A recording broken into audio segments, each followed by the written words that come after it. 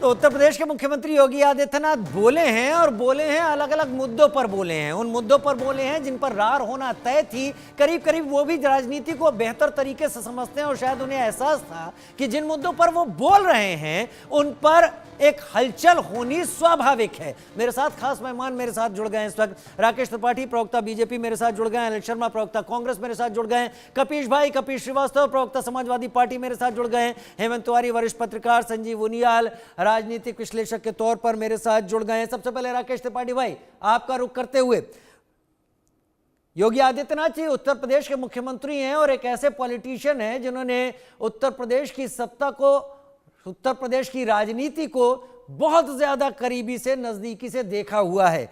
वो कुछ बोल रहे हैं तो आज के परिप्रेक्ष्य में भी उसे समझाइए और भविष्य के परिप्रेक्ष्य में भी उसे समझाइए।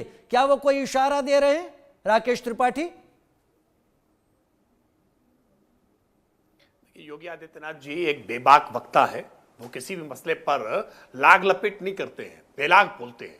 जो उनके मन के भीतर है वो उनकी जबान पर है। वो बनावटी नहीं है, दिखावटी नहीं है, सजावटी नहीं है। वो जो कुछ भी कहते हैं वो उनके अंतर मन से उपजा हुआ, जो उन्होंने अनुभूति किया है, जो समाज जीवन में अब तक जीते हुए महसूस किया है, शासन प्रशासन को चलाते हुए जैसा उन्होंने महसूस किया है, उसकी अभिव्यक्ति करते हैं। और वो अभिव्यक्ति कई बार कुछ लोगों को नागवार लगती है, लेकिन ये एक कड़वा सच है और इस सच को आज उन्होंने जनता के सामने रखने का काम किया है। देखिए, भारतीय जनता पार्टी ने आज उत्तर प्रदेश में 8 वर्ष तक अपनी सरकार चलाई है, जो एक रिकॉर्ड है। लगातार 37 वर्षों के बाद हमने पहली बार यह प्रयास किया। हर बार सरकार कभी सपा की, कभी बसपा की सरकारें बनती थी, बिगड़ती थी, सरकारें रिपीट नहीं होती थी। लेकिन योगी आदित्यनाथ जी ने सरकार रिपीट की अपने काम के आधार पर। केवल सजावटी नारों के आधार पर कि यूपी में दम है, एक जुर्म यहां कम है, ऐसा सजावटी नारा लेकर के महानायक अमिताभ बच्चन को लेकर के आए थे, उनसे विज्ञापन कराया था, लेकिन जनता ने खारिज कर दिया। जनता आपके केवल बातों पर नहीं, आपके किए गए काम के आधार पर यकीन करती है। और इसलिए आज योगी आदित्यनाथ जो कुछ भी कह रहे हैं उसके पीछे उनका किया गया काम है। आज अगर ये कह रहे हैं हम कि हमने हमारे शासनकाल में कोई दंगा नहीं होने पाया है, तो ये यूपी का सच है। इसी उत्तर प्रदेश में कोई ऐसा जिला नहीं बाकी था जिस जिले में दंगा ना हुआ हो। उत्तर प्रदेश में हर हफ्ते में कर्फ्यू लगते थे, लेकिन आज हम इस बात को संतोषपूर्वक कह सकते हैं कि पिछले 8 वर्षों में उत्तर प्रदेश में किसी भी जनपद में कहीं भी कर्फ्यू लगाने की नौबत नहीं आई है। हमने उत्तर प्रदेश को एक बेहतरीन वातावरण दिया है, विकास को हमने पंख लगाने का काम किया है। याद करिए ना, इसी नोएडा को, जहां से आप बैठ करके बातचीत कर रहे होंगे, इस नोएडा में कैसे उत्तर प्रदेश के मुख्यमंत्री जाने से परहेज क्या करते थे। इतना अंधविश्वास था कि नोएडा जाएंगे तो मुख्यमंत्री की कुर्सी चली जाएगी। लेकिन जब एक सन्यासी कुर्सी पर बैठता है ना, तो कुर्सी का मोह नहीं रखता है। और नोएडा एक बार नहीं, बारंबार वो जाकर के, लेकिन ये सन्यासी राजनीति के भी है, ये सन्यासी राजनीति को भी बहुत अच्छी तरह समझता है। और ये सन्यासी पॉडकास्ट में उन मुद्दों का भी जिक्र करने से हिचकता नहीं है जिसके बारे में माना जाता है कि हलचल तो मचेगी। मैं उसी बात पर आपको ला रहा हूं, 30 सेकंड और दूंगा क्योंकि मुझे सबको बराबर समय देना है। योगी आदित्यनाथ के इन बयानों को लेकर आप किस तरीके से देखते हैं बीजेपी प्रवक्ता के तौर पर? क्या चाहते हैं वो?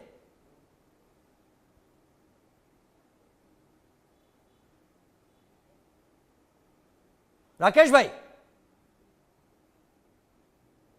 ये सवाल मुझसे ही है। जी जी, आपसे ही है। क्या चाहते हैं 30 सेकंड में? तौर पर कहा कि योगी आदित्यनाथ जी एक स्पष्ट वक्ता हैं और उन्होंने वो सब कुछ कहा है जो सच है।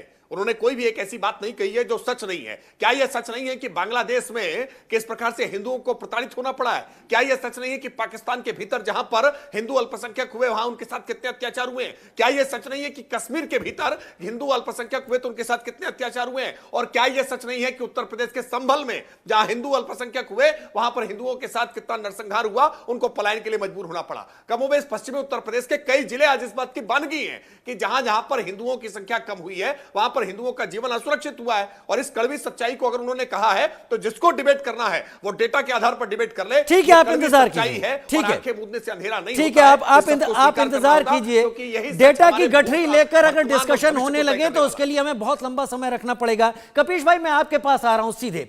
राकेश त्रिपाठी कह रहे हैं बहुत स्पष्ट वक्ता हैं, लेकिन उन्होंने बड़े चुन चुन के मुद्दों को सामने रखा है, ऐसी तरीके से सामने रखा है कि अखिलेश यादव को भी प्रतिक्रिया देनी पड़ी है। कपीश भाई, देखिए, प्रतिक्रिया देना स्वाभाविक है। माननीय मुख्यमंत्री हैं हमारी उत्तर प्रदेश सरकार के, अगर वो कोई बात कह रहे हैं, हम विपक्ष हैं, तो आईना तो हम दिखाएंगे ही दिखाएंगे। लेकिन एक बात जरूर कहें योगी आदित्यनाथ जी ने, माननीय मुख्यमंत्री जी ने जो भी साक्षात्कार के दौरान बातें कही, वो एक योगी, एक महंत, एक संत और एक संवैधानिक पद पर बैठे हुए मुख्यमंत्री को सुशोभित नहीं होता है। आप सोचिए कि स्वतंत्र भारत के अंदर न्यायालय की जो पोजीशन है, बावजूद उसके वो क्या कह रहे हैं, धमकी दे रहे थे बैठ करके इस पद पर, कह रहे थे कि वो तो माननीय न्यायालय का वहां आदेश है, वरना फिर हम बताते कि क्या होता। ये ऐसी जबान तो देख लेने वाली बात जो है वो गली चौराहे मोहल्ले पे सड़क छाप लोग करते हैं। और मैं एक चीज ये बात कहना चाहता हूं कि देखिए, आप राजनीतिक लाभ लेना चाहते हैं, धर्म का इस्तेमाल राजनीति में अपने सीट के लिए करना चाहते हैं, अपनी मुख्यमंत्री की कुर्सी को बचाने के लिए करना चाहते हैं, करिए। लेकिन तथाकथित रूप से जो आप सनातनियों के गाजी सालार बनने की कोशिश कर रहे हैं, वो इस प्रदेश के अमन चैन और शांति के लिए ठीक नहीं। एक मुख्यमंत्री के पद पर बैठकर आप हिसाब किताब लगाने के लिए बैठे हैं। स्वतंत्र भारत में संविधान ने आपको हिसाब किताब लगाने की जिम्मेदारी नहीं दी है। आपको जिन लोगों तक न्याय नहीं पहुंचा है, वहां न्याय पहुंचाने की जिम्मेदारी दी है। जहां विकास नहीं पहुंचा है, वहां विकास पहुंचाने की जिम्मेदारी दी है। और इस संविधान ने बिना पक्षपात किए, बिना किसी